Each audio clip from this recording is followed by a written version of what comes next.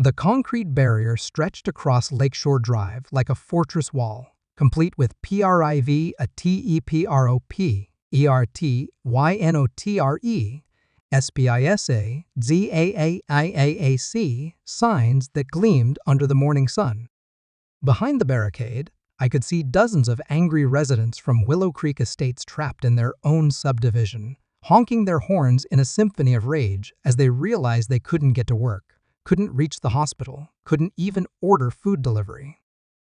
At the center of the chaos stood Patricia Whitmore, HOA president, and the architect of her own destruction, screaming into her phone with the kind of desperation that comes from finally understanding you've made an enemy of the wrong person. "This is kidnapping. This is illegal imprisonment," she shrieked, her perfectly styled blonde hair whipping around her face as she gestured wildly at my barrier. "You can't just block public roads." That's when I stepped out from behind the concrete wall, holding the deed that would destroy everything she'd built on lies and stolen land. "Actually, Patricia," I called out with a smile, "this isn't a public road. It's my private road, and you're all trespassing." The look on her face when she realized what I'd done was worth every sleepless night she'd caused me over the past 6 months. 3 months earlier, I'd inherited my grandmother's lake house, a modest cabin on 12 acres of pristine waterfront that had been in my family since the 1940 size. The property came with something I initially thought was just a quaint family feature, a beautiful wooden bridge spanning the narrowest part of Miller's Lake, connecting my land to the main road on the other side. What I didn't realize, until much later, was that Grandma Rose had been far more strategic than anyone knew. That bridge wasn't just decorative, it was the only practical route between the main highway and the exclusive Willow Creek Estate subdivision that had been built on the far shore in the 1990s. The developers had assumed they could use the bridge indefinitely since it had always been there, and the old lady who owned it never caused problems. They were wrong on both counts. My first week at the lake house was pure peace. Morning coffee on the dock, afternoon swims in crystal clear water, evenings reading on the porch, while loons called across the lake. The bridge made soft creaking sounds as occasional cars crossed, a gentle reminder that I was connected to the outside world, but still blissfully isolated. That tranquility shattered on day 8 when Patricia Whitmore knocked on my door. She looked exactly like Central Casting would order for entitled suburban HOA president designer athleisure wear, blindingly white tennis shoes, and the kind of aggressive smile that screamed, "I'm about to ruin your day." "You must be Robert," she said, without introducing herself. "I'm Patricia Whitmore, president of the Willow Creek Estates Community Association. We need to discuss your bridge situation." "Bridge situation?" "That old wooden structure connecting your property to Lakeshore Drive. It's become a safety concern for our community." I looked past her toward the bridge, which looked exactly the same as it had for the past 70 years. "What kind of safety concern?" Her smile sharpened. "Well, Robert, it's not exactly up to modern standards. Our homeowners have expressed concerns about structural integrity, weight limits, emergency vehicle access. The usual issues with grandfather clause infrastructure." Something in her tone set off alarm bells. "The bridge has been here since the 1940. It's handled everything from delivery trucks to ambulances without problems. That was then, this is now. We have a responsibility to our residents to ensure all access routes meet current safety standards." She pulled out a tablet and began swiping through what looked like architectural plans. "We've had engineers assess the situation, and frankly, that bridge needs either major upgrades or complete replacement.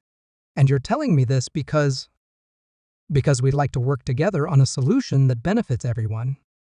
Our community would be happy to fund bridge improvements in exchange for formal easement rights and some reasonable usage agreements." Usage agreements? On my own bridge, crossing my own property, connecting to land my family had owned for generations. What if I'm not interested in selling easement rights? Patricia's smile never wavered, but her eyes went cold. Well, Robert, I hope it doesn't come to that. It would be unfortunate if the county had to get involved with safety inspections and compliance issues. Sometimes these old structures don't hold up well under modern scrutiny. The threat was subtle but unmistakable. Cooperate or face bureaucratic warfare designed to force compliance. I'll think about it, I said. Don't think too long, she replied, climbing back into her white Range Rover. Safety issues have a way of becoming urgent very quickly. As I watched her drive away across my bridge, I had the distinct feeling I'd just been marked for destruction by someone who'd perfected the art of getting her way through intimidation and manipulation. I had no idea how right I was. The first inspector arrived exactly 1 week later. County Bridge Safety Division, a department I didn't know existed until Harold Brennan showed up with his clipboard and measuring tape. Mr. Chen, we've received concerns about the structural integrity of your bridge crossing Miller's Lake. I need to conduct a full safety assessment. What kind of concerns? Anonymous reports of weight capacity issues, foundation deterioration, railing safety violations. The standard stuff. Harold seemed genuinely apologetic. Look, between you and me, this bridge looks fine. But once we get a formal complaint, we have to follow protocol. He spent 3 hours measuring, photographing, and testing every component of the bridge. His final assessment was grudgingly positive, structurally sound, well-maintained, meeting all applicable safety standards for a structure of its age and classification. So we're good? For now. But Mr. Chen, whoever filed that complaint isn't going to be happy with my report. You might want to brace yourself for round 2. Harold was right. Round 2 arrived as a second inspector from the Historical Preservation Commission, concerned about potential environmental impact of aging infrastructure on protected lake ecosystems. Round 3 was Fish and Wildlife, investigating possible disruption of migratory waterfowl patterns by unauthorized bridge modifications. Round 4 was the Department of Transportation, responding to citizen complaints about inadequate traffic control devices on private bridge crossings. Each inspection found nothing wrong. Each inspector seemed increasingly confused about why they'd been sent to examine a perfectly functional 70-year-old bridge. And each report I received made it clearer that Patricia Whitmore had weaponized every government agency she could find against my family's property. But she was just getting started. The lawsuit arrived by certified mail on a Tuesday morning, served with the kind of formal language that transforms neighborly disputes into declarations of war. Willow Creek Estates Community Association vs. Robert Chen, regarding unsafe public bridge access and negligent maintenance of community infrastructure. 23 pages of legal jargon that boiled down to one central claim. My bridge was a public safety hazard that posed ongoing risk to community residents who depend on this access route for emergency services, daily commuting, and essential commerce. Their attorney was Morrison, Fletcher, and Associates, the kind of white shoe law firm that charged more per hour than most people made in a week. According to their filing, the bridge required immediate safety upgrades, including engineering certification of weight capacity, installation of modern railing systems, addition of traffic control mechanisms, environmental impact assessment, handicap accessibility modifications, emergency vehicle clearance verification. Total estimated cost, $340,000. If I refused to make these improvements, they wanted the court to either force me to comply or condemn the bridge as a public nuisance and order its demolition. The beautiful part of their strategy was its ruthless efficiency. They were demanding I spend a fortune upgrading my own property to their specifications or lose the bridge entirely. Either way, they won. Either I bankrupt myself making improvements that benefited their community. Or they eliminate the bridge and force me to find another way to access my own property.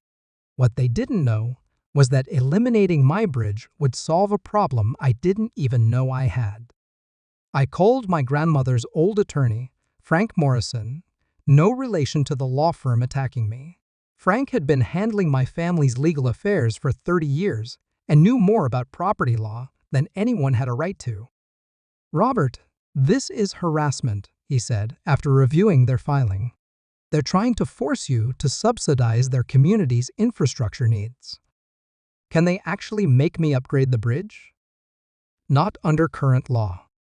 It's your property, your bridge, built to standards that were legal when it was constructed." "But Robert, they can make your life hell with inspections, citations, and legal fees. What are my options?" Frank was quiet for a long moment. "Well, there is one nuclear option. But Robert, if you go that route, there's no backing down." "What nuclear option?" "Check your grandmother's papers. The original deed, the property surveys, everything from when she first bought the land. I have a feeling your family's rights to that property might be more extensive than you realize." That evening, I drove to the county recorder's office and spent hours digging through decades of property records, land surveys, and deed transfers. What I found changed everything I thought I knew about my family's lake house. The original 1943 land patent didn't just grant my great-grandfather ownership of the waterfront acres where the house sat. It included ownership of what was then called Miller's Crossing Road, the dirt track that connected the lake property to the main highway.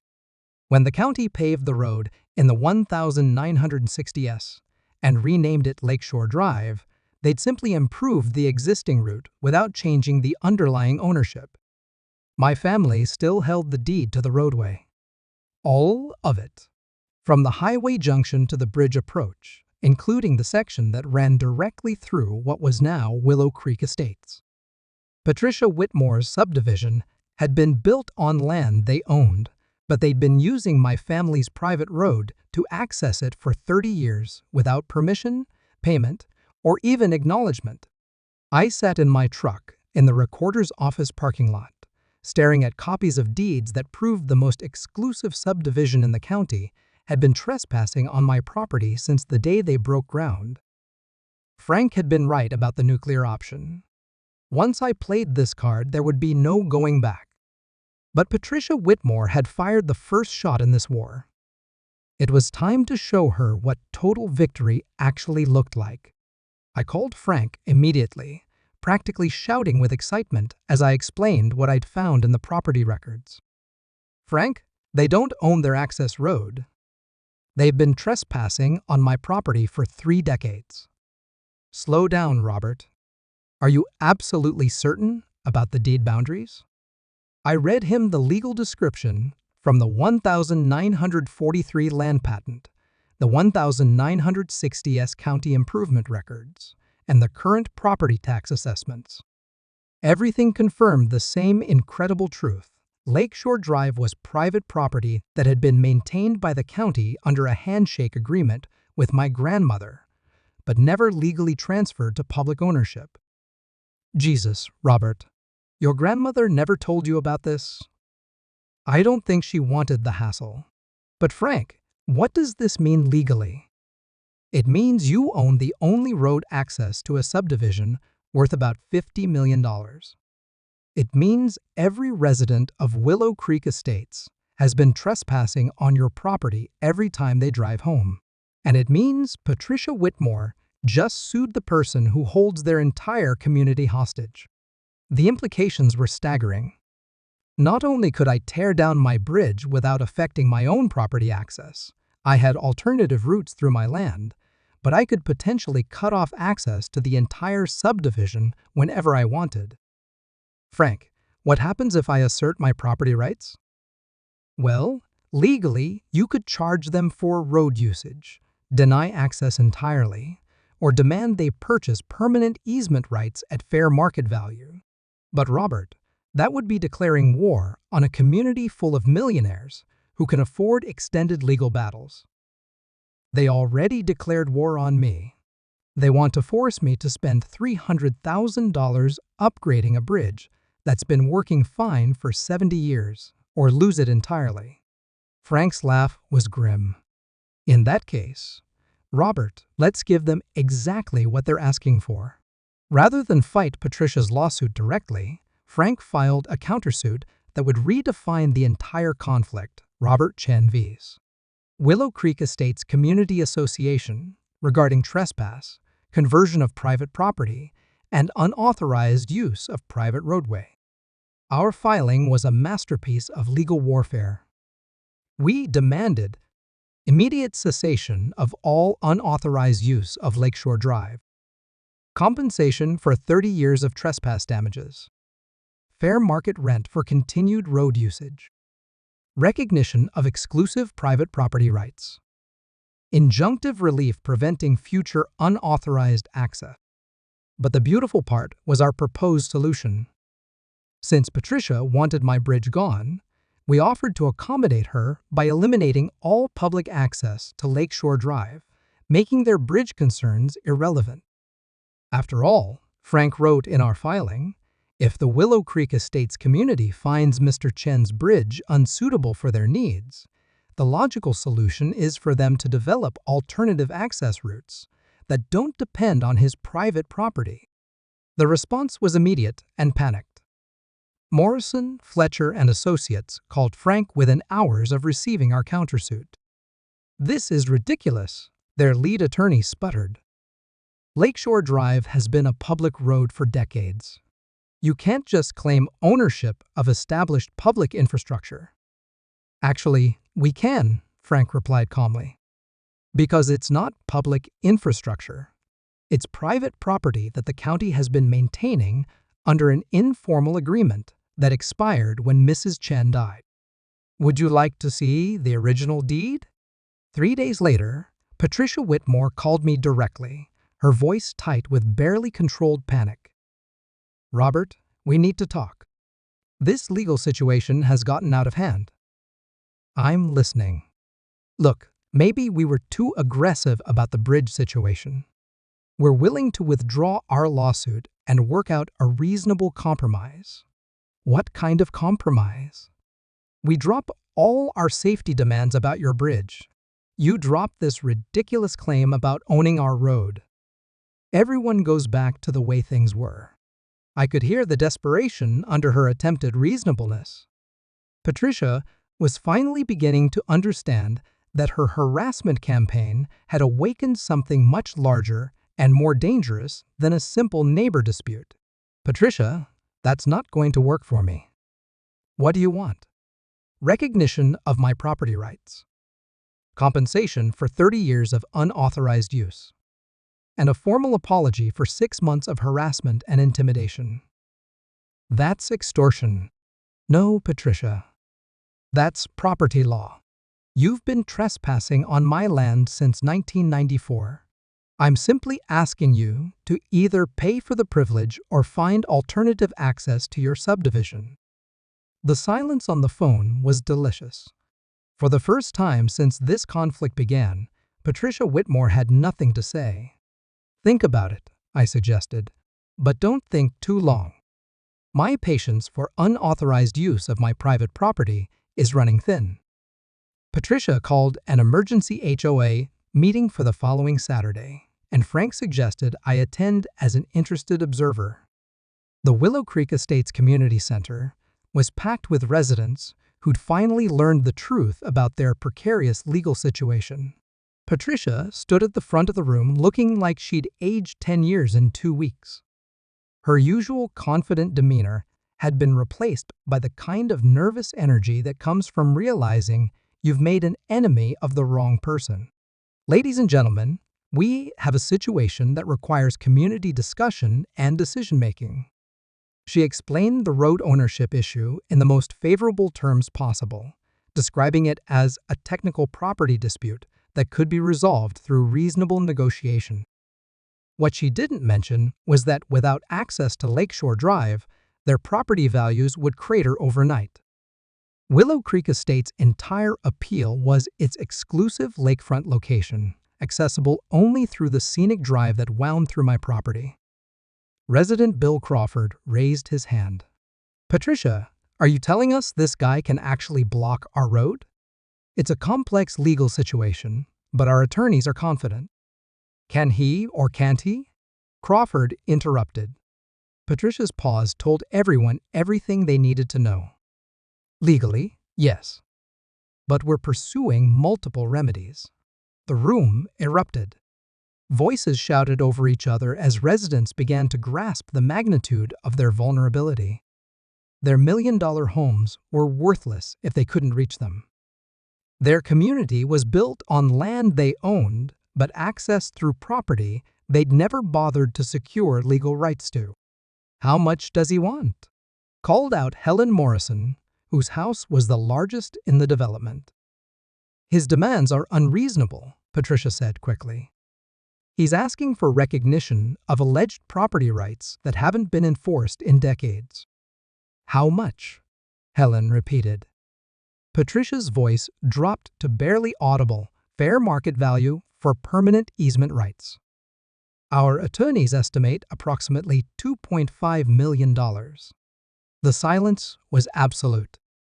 $2.5 million divided among 47 homeowners meant roughly $50,000 per household to secure permanent legal access to their own community. "What happens if we refuse?" someone asked. "Then he could potentially block road access entirely." Dr. Richard Hayes, whose medical practice depended on reliable access for emergency calls, stood up with obvious alarm. "Patricia, are you telling us this man could prevent ambulances from reaching our community? We're exploring all legal remedies." "Answer the question. Could he block emergency vehicles?" Patricia's nod was barely perceptible, but everyone saw it. That's when I decided to address the room directly. I stood up from my seat in the back, and 47 pairs of eyes turned toward me with expressions ranging from curiosity to outright hostility. "Ladies and gentlemen, I'm Robert Chen. I think there's been some miscommunication about my intentions." Patricia tried to interrupt, but Helen Morrison shushed her with a wave. "Mr. Chen, what exactly do you want?" "I want what any property owner wants: recognition of my legal rights and fair compensation for the use of my property. For 30 years, this community has used my private road without permission or payment. I'm simply asking you to make it legal." Bill Crawford leaned forward. "And if we pay your $2.5 million, then you get permanent easement rights, guaranteed access, and I'll even maintain the road at my own expense. Everyone wins. And if we don't pay?" I shrugged. "Then I'm forced to protect my property rights through other means." The threat was implicit, but crystal clear. Patricia had started a war thinking she was bullying a single property owner. Instead, she'd picked a fight with someone who held their entire community's lifeline in his hands. As residents filed out, discussing payment options and legal alternatives, Patricia approached me with desperation written across her face. "Robert, surely we can work something out. This is our community, our homes. Patricia, you tried to force me to spend $300,000 upgrading a bridge for your benefit, or lose it entirely. You sicked every government agency you could find on my property. You sued me for maintaining infrastructure that your community depends on. But we can fix this." "Yes, we can, for $2.5 million and a formal apology. Those are my terms." Her face flushed red. "You're destroying our community over a property dispute." "No, Patricia. You destroyed your community the day you declared war on the person who owns your only way home." Frank set a formal deadline, 30 days for Willow Creek Estates, to either purchase permanent easement rights or face complete loss of road access. The deadline letter was delivered to every homeowner, along with detailed maps showing exactly which portions of Lakeshore Drive crossed my property. The response was immediate and dramatic. Property owners began calling real estate agents to assess the impact on home values if road access was eliminated. The answers they received were devastating. Without guaranteed access, their lakefront mansions would be worth perhaps 20% of current market value. A house worth $2 million with road access might sell for $400,000 if buyers had to boat or helicopter in. The community was facing a collective loss of roughly $40 million in property value if I followed through on my threat. Meanwhile, Patricia tried every legal maneuver her expensive attorneys could devise. They filed for temporary restraining orders, claiming I was threatening critical infrastructure. Judge Maria Santos denied the request after reviewing the property deeds that clearly showed Lakeshore Drive as private property. They appealed to the county to claim the road through eminent domain. The county attorney explained that governments can't seize private property to benefit other private property owners. And besides, they'd need years and millions in compensation to complete such a process. They even tried claiming adverse possession, arguing that 30 years of open use should grant them legal ownership. Frank destroyed that argument by producing documentation showing my family had always maintained ownership and simply allowed usage as a courtesy to neighbors. With 2 weeks left before the deadline, a delegation of homeowners requested a meeting to negotiate terms. Helen Morrison led the group, her usual socialite confidence replaced by the pragmatic desperation of someone facing financial catastrophe. Mr. Chen, our community is prepared to discuss your easement proposal. But $2.5 million seems excessive for a road that's always been shared. Mrs. Morrison, that's fair market value for permanent access rights to a road that serves a $50 million development. If anything, it's generous. Could we discuss alternative arrangements? Perhaps annual usage fees instead of a lump sum? Frank had anticipated this. We could consider a lease arrangement. Based on comparable private road usage rights, we're looking at approximately $100,000 annually. The math was brutal but fair. Divided among 47 households, that meant roughly $2,100 per year per family, less than most of them spent on lawn care. And if we miss payments? Asked Dr. Hayes. Then the lease terminates and access reverts to property owner discretion. Bill Crawford spoke up. What about emergency vehicles? Medical access? Emergency vehicles would always have access through my property, I assured them. I'm not interested in putting anyone's safety at risk. I just want formal recognition of property ownership and fair compensation for commercial usage. Helen nodded slowly. We'll need to present this to the full community and arrange financing. You have until Friday at 5 p.m., Frank reminded them. After that, Mr. Chen will exercise his full property rights as he sees fit. As they filed out, I could see the resignation in their faces. They were wealthy people accustomed to using money to solve problems, and they'd finally encountered a problem that required exactly that, but on someone else's terms. Patricia Whitmore was notably absent from the delegation. According to Helen, she'd been removed as HOA president after the community learned about her role in creating the crisis. Her parting words to the board had been a threat to make that man pay for destroying our neighborhood. I had no idea how seriously she meant it. 3 days before the deadline, I woke to the sound of chainsaws echoing across the lake. Racing to my window, I saw a crew of men systematically destroying my bridge, cutting through support beams, dismantling railings, and dumping wooden debris into the lake below. I threw on clothes and sprinted toward the bridge, but I was too late. By the time I reached the shoreline, the 70-year-old structure that had connected my property to the main road was nothing but broken timbers floating in Miller's Lake. Standing on the far shore, watching the destruction with obvious satisfaction, was Patricia Whitmore. "Enjoy your property rights," she called across the water, her voice carrying the kind of vindictive triumph that comes from inflicting maximum damage, even in defeat. Let's see how you collect easement fees when there's no bridge to charge for. I pulled out my phone and called Frank, my hands shaking with rage. They destroyed my bridge. Frank, they actually destroyed my bridge. Robert, slow down. Who destroyed what bridge? I explained what I'd witnessed, including Patricia's presence at the scene. Frank's response was immediate and professional. Don't touch anything. Don't confront anyone. I'm calling the sheriff and our investigator. This just became a criminal matter. Sheriff Deputy Amanda Chen, no relation, arrived within an hour, followed by Frank and a forensic photographer who documented the destruction scene with the thoroughness of someone processing a major crime scene. Mr. Chen, do you have any idea who might want to damage your bridge? I gestured toward Patricia, who was still visible on the far shore, apparently waiting to witness my response to her sabotage.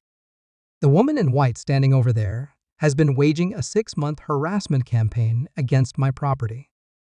Her name is Patricia Whitmore, and 3 days ago, she was removed as president of the Homeowners Association for creating a legal crisis that threatens their entire community.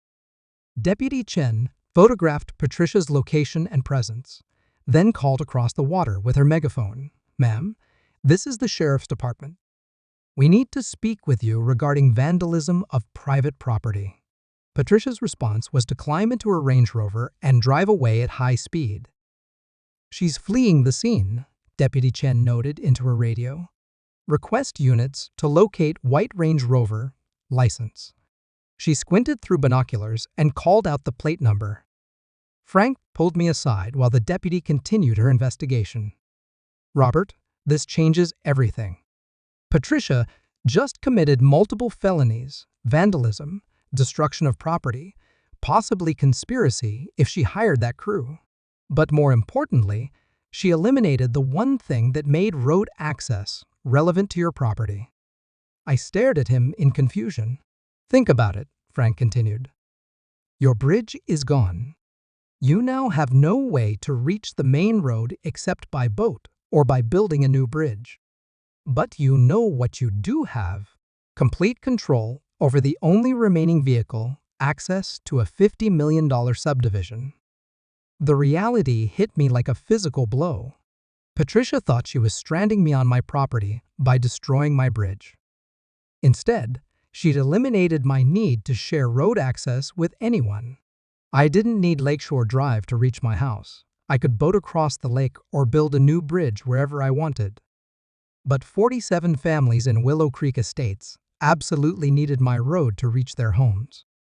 Patricia Whitmore had just handed me total control over her entire community's access to the outside world. Frank, what are my options now? His smile was absolutely predatory. Robert, as of right now, every person in that subdivision is trespassing on your property every time they drive home. You can block access immediately and legally, and they have no recourse except to pay whatever you demand. At exactly 6 a.m. the following morning, I installed concrete barriers across Lakeshore Drive at the boundary of my property, effectively sealing off vehicle access to Willow Creek Estates. The barriers were positioned just far enough from the subdivision entrance to be clearly on my land, with professional PRIV, a TEPROPEIT, YNOTRE, SPISSSI, and G signs that couldn't be ignored or misunderstood. The first residents to encounter the blockade were early commuters heading to work. By 6:30 a.m., a line of expensive cars stretched back into the subdivision, their owners standing around the barriers with the kind of bewildered rage that comes from discovering your normal routine has been completely destroyed. Helen Morrison was among the first to call. Robert, this is insane. You can't trap people in their homes. I'm not trapping anyone, Helen. I'm simply protecting my private property from trespassers. Anyone who wants to leave can boat across the lake or helicopter out. But we have jobs. Children have school. We can't just... Then you should have accepted my easement proposal before Patricia Whitmore decided to destroy my bridge. Robert, Patricia isn't even on the HOA board anymore. The community voted her out. You can't punish all of us for what she did. Helen, someone destroyed 70 years of my family's property. Until I have guaranteed compensation and a signed easement agreement, my road remains closed to unauthorized traffic. By 10 a.m., the situation had escalated to local news coverage. Channel 7 arrived with satellite trucks and reporters eager to cover HOMEO, WNERSTR, APPEDBB, YNEIGHBORD, EASB, UTE. The story had all the elements local news: loved, wealthy residents, property disputes, and dramatic visual evidence of conflict. Reporter Jessica Martinez interviewed residents through the barriers like she was covering a hostage situation. "We're prisoners in our own community," complained Bill Crawford, apparently forgetting that he could easily afford boat transport or helicopter service to solve his access problem. "This is economic terrorism," declared Dr. Hayes, whose medical practice was indeed suffering from his inability to reach his office. But the most compelling interview was with Helen Morrison, who'd clearly been chosen as the community spokesperson. "This gentleman has legitimate property rights," she admitted reluctantly.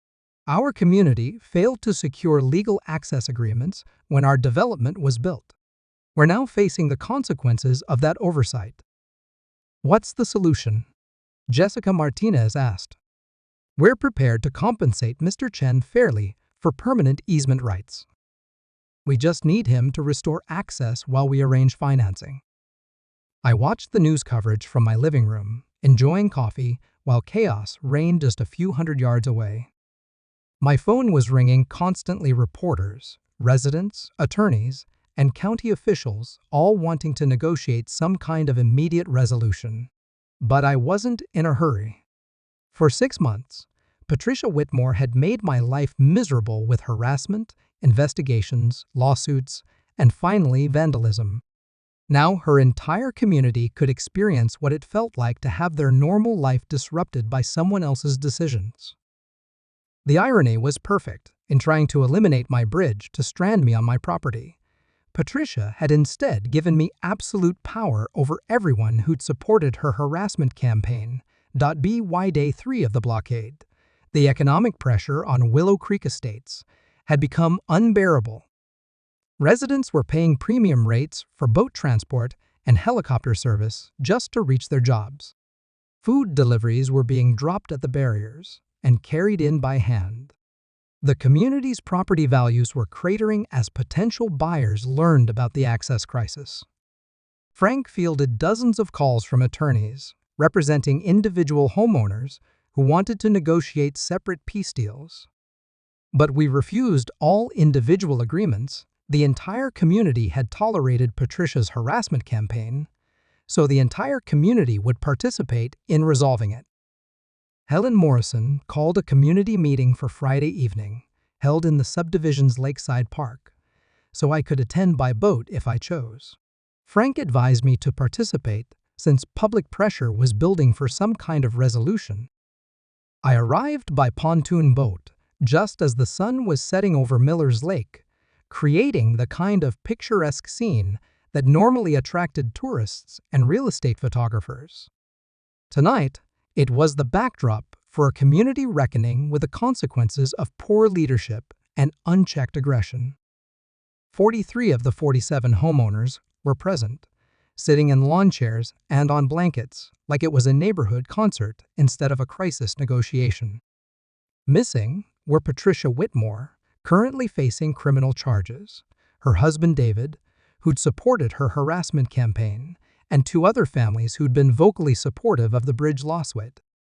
Helen Morrison stood to address both the community and me. "Ladies and gentlemen, we're here to resolve a situation that threatens our entire community.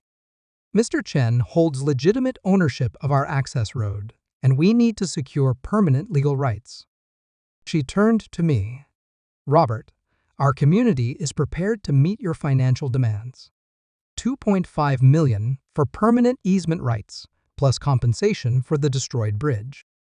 We can arrange payment within 30 days. I'm no longer interested in selling easement rights, I replied calmly. The reaction was immediate gasps, angry mutters, and Helen's face going pale. Then what do you want? A formal lease agreement. $100,000 annually, paid quarterly in advance. Any missed payment terminates the agreement immediately. Bill Crawford stood up angrily. You're holding us hostage. We pay forever or we lose access to our homes? Mr. Crawford, you've been using my property without permission for 30 years.